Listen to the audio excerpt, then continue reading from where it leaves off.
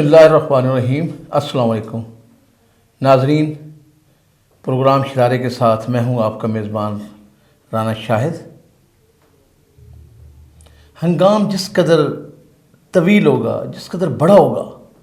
جس قدر خوفناک ہوگا، اتنا ہی عوام پر جبر اور ظلم زیادہ ہوگا۔ پاکستان کی تاریخ میں یہ بات مسلسل دہرائی جا رہی ہے۔ گزشتہ رات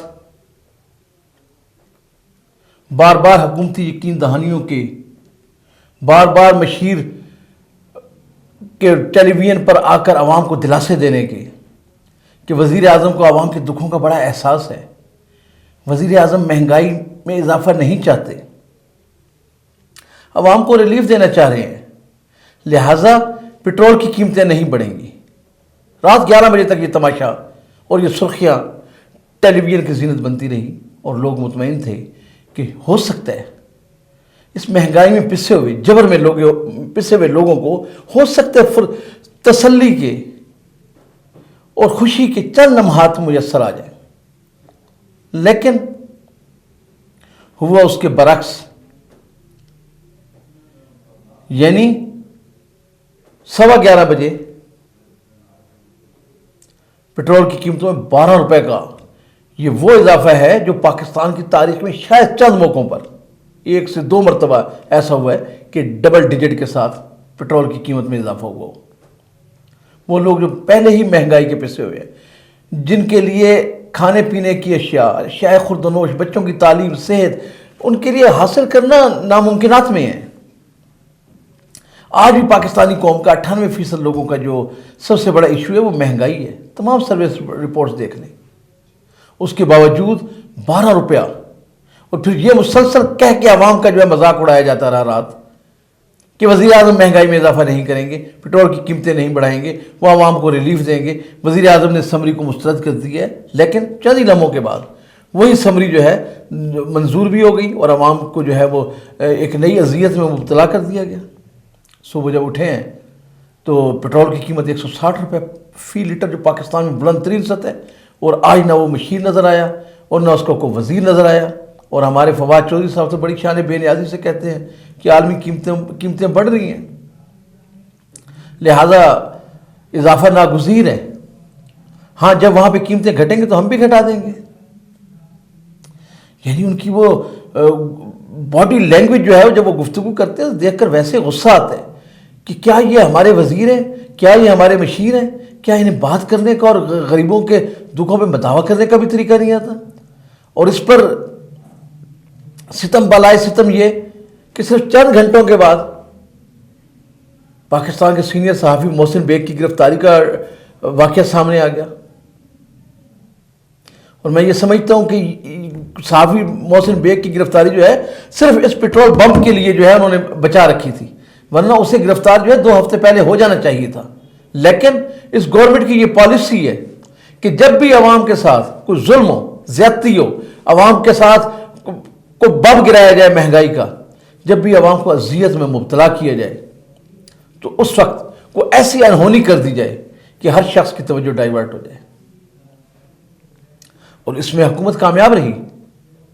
کہ آج صبح سے محسن بیگ کی جو گرفتاری کا واویلا مچا ہوا ہے، اس پہ جو شور مچا ہوا ہے کہ تمام میڈیا کی توپوں کا رخ جو ہے وہ صحافی محسن بیگ کے لیے ہے، حالانکہ یہی محسن بیگ وزیر اعظم عمران خان کا سب سے قریبی ساتھی، ناک کا بال تھا اور سب سے بڑا ایڈوائزر تھا۔ اور میں سمجھتا ہوں کہ سابقہ حکومت کے جانے میں اور عمران خان کو اقتدار میں لانے میں محسن بیگ کا بھی ایک بہت بڑا کردار ہے۔ اور اگر اس نے پچھلے کچھ عرصے سے اگر 2-3 ٹی وی پروگرامز میں خان صاحب کے دوست، رفیق، کچن کیبنٹ کے ساتھی مراد سعید کے بارے میں اگر کچھ کہہ دیا تو اس پر اس قدر اشتعال میں آنے کی کیا ضرورت ہے کہ ایف آئی اے اس کے گھر پہ چڑھ دوڑے اور اداروں کو استعمال کر لیا جائے،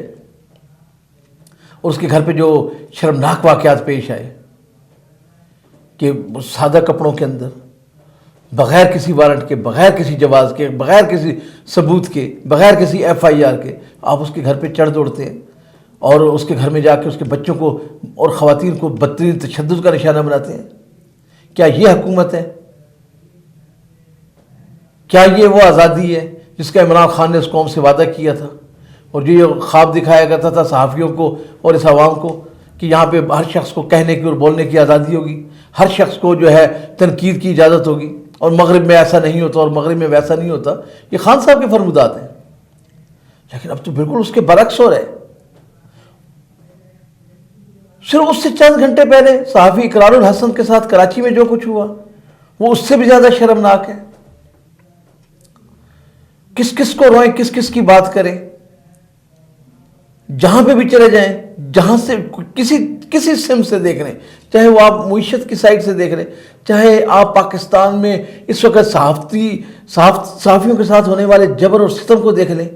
کہ اشتہارات ان کے بند ہیں، صحافیوں کے، بے روزگاری صحافیوں کے حصے میں آ رہی ہے، ظلم و تشدد ان کے پاس ہو رہا ہے، جبری اغوا صحافی ہو رہے ہیں، ان صحافیوں کو جو ہے گھیراؤ کیا جا رہا ہے، میڈیا ہاؤسز کو جو ہے بولنے کی اجازت نہیں دی جا رہی، اور اگر کوئی ایسی جرات کرتے تو اسے عبرت کا نشانہ بنایا جا رہا ہے. محسن بیگ نے ایسی کون سی بات کی جس پر عمران سرکار جو ہے وہ ناراض ہوئی؟ یہ تمام کی تمام باتیں ان کی سابقہ اہلیہ ریحام خان نے اپنی کتاب میں لکھی ہیں. انہی کا محسن بیگ نے حوالہ دیا غریدہ فاروقی کے پروگرام میں یا سلیم صافی کے پروگرام میں. اس نے اپنی طرف سے کون سی ایسا انکشاف کر دیا تھا کہ جس کی وجہ سے جو ہے وہ خان صاحب کی اور مراد سعید کی جو ہے توہین ہوئی اور ان کی راتوں کی نیندیں حرام ہوئی؟ اگر ریحام خان نے کچھ ایسا لکھ دیا تھا تو پاکستان میں تو اس کی کتاب کو بین نہیں کیا گیا. اس کے وہ اقتباسات جس پہ گورنمنٹ کو یا خان صاحب کو یا اس کی پارٹی کو اعتراض ہے، کیا ان کو اس کتاب سے باہر نکلوا دیا گیا؟ ایسا بھی نہیں ہوا. اور اگر اس کا حوالہ دیا گیا کسی ٹی وی چینل پہ بیٹھ کر تو اس قدر مشتعل ہونے کی کیا ضرورت ہے؟ پی ٹی آئی تو اس سے اپوزیشن میں رہ کے اس سے بہت خوفناک انہوں نے تو سٹوریاں بنائی ہیں. انہوں نے تو چادر اور چار دیواری کے کبھی تقدس کا لحاظ ہی نہیں رکھا. کون سا سیاستدان تھا، کون سا صحافی تھا، کون سا بیوروکریٹ تھا، کون سا کاروباری شخصیت تھی جو ان کی زد سے وہ اور اس کا اہل خانہ محفوظ رہے ہوں؟ اور اگر آج عمران خان کے متعلق کہا جا رہا ہے تو اس پہ ان کا جو ہے دکھ اور غصہ نہیں برداشت ہو پا رہا. تو یہ کوئی جبر کی ریاست تو نہیں ہے، یہ فاشزم تو یہاں پہ نہیں ہے. اور میں سمجھتا ہوں کہ کل لندن کی کورٹس نے الطاف حسین بانی ایم کیو ایم کے حق میں جو فیصلہ دیا، اس کے بارے میں جو اس کو ریلیف ملا، اس کا سب سے بڑا ثبوت یہ ہے کہ پاکستان ایک آزاد ملک ہے، ایک جمہوریت پسند ملک ہے، اور یہاں پر ہر شخص کو اپنی بات کہنے کا حق حاصل ہے، چاہے وہ الطاف حسین ہے، چاہے وہ اکبر بگٹی ہے،